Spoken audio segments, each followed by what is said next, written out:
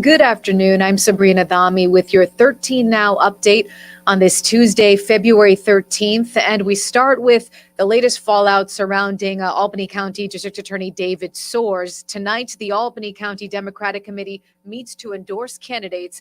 And sources tell News Channel 13 that Albany County District Attorney David Soares is no longer a shoo-in to receive the party backing. This news comes as Soares right now is under investigation for giving himself a more than $20,000 bonus from a state grant. He has argued that this was legitimate and approved by the county legislature. However, the county comptroller argues against that and says that she is investigating this, and she has asked the state comptroller and the attorney general to also get involved in this investigation. Now Soares is out with a new recorded statement saying he will pay this money back. The statement is recorded in what appears to be his home with his wife and children by his side. The bonus that I received continues to dominate the conversation every single day, taking away from the incredible hard work of the men and women in the Albany County District Attorney's Office, taking away from the hard work of the men and women in the various police departments that we work together with. I'd like to change the conversation. And in order to do that, I need to return that money.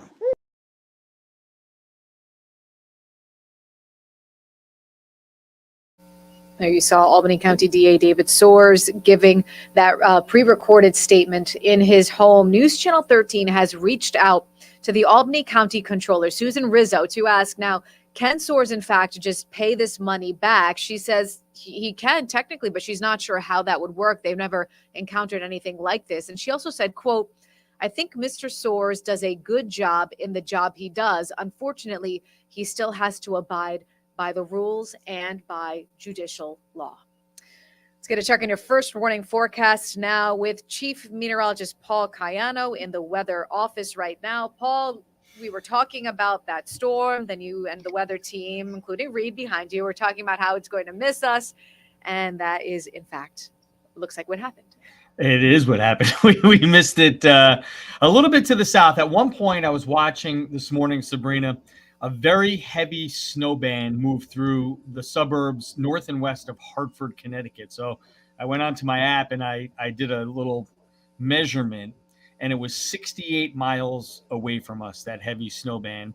And that was the type of snow band that earlier in the weekend up to Saturday night and Sunday morning looked like it was going to get this far north and west. So that's where that heavier, higher snow totals, that's where that came from? Right. So in these areas, they picked up anywhere from, generally speaking, 6 to 12 inches. Some places in the Hartford vicinity picked up 15 inches of snow. So in essence, you can say that this storm missed us by about 65 miles. All right. And when you look at that type of distance, it's not very far.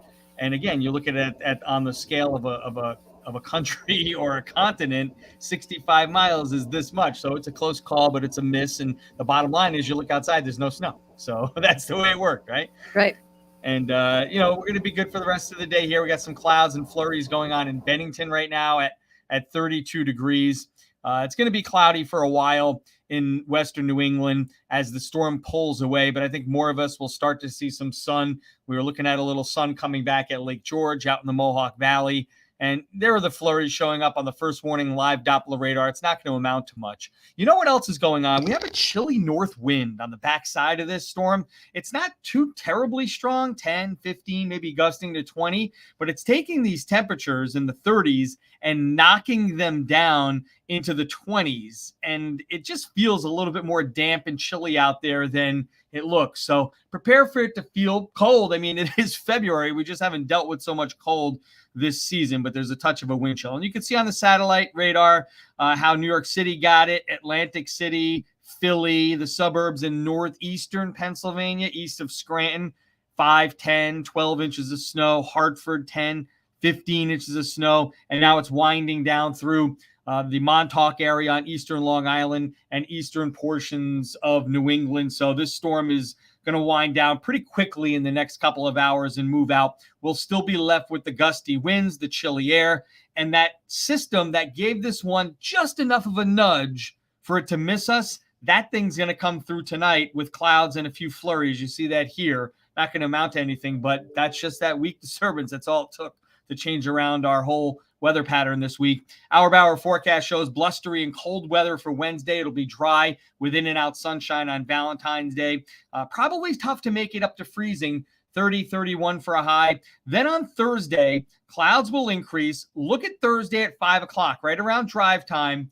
It looks dry, but we have that snow coming in from the west. Another clipper will head our way, and there is a chance with this one that we have a period of some light snow, a couple hours, 8, 9, 10 o'clock at night. So we could see the ground dusted up before midnight on Thursday night. I think it'll be gone by Friday morning. It'll be blustery and cool on Friday, but not without perhaps some slippery travel thanks to that overnight snow. 40 today with the snow, of course, moving out to the south and east, back down into the lower 20s tonight with mostly cloudy skies and those snow showers passing by. We'll keep some snow showers in the forecast overnight Thursday night into Friday morning, another clipper Friday night into Saturday morning, reinforcing that cold air. But all of these temperatures are right around normal for this time of year. So even though there's going to be a chill in the air, it's just that we haven't had so much cold. That's why it's going to seem pretty chilly for us here as we roll through the middle of February, Sabrina.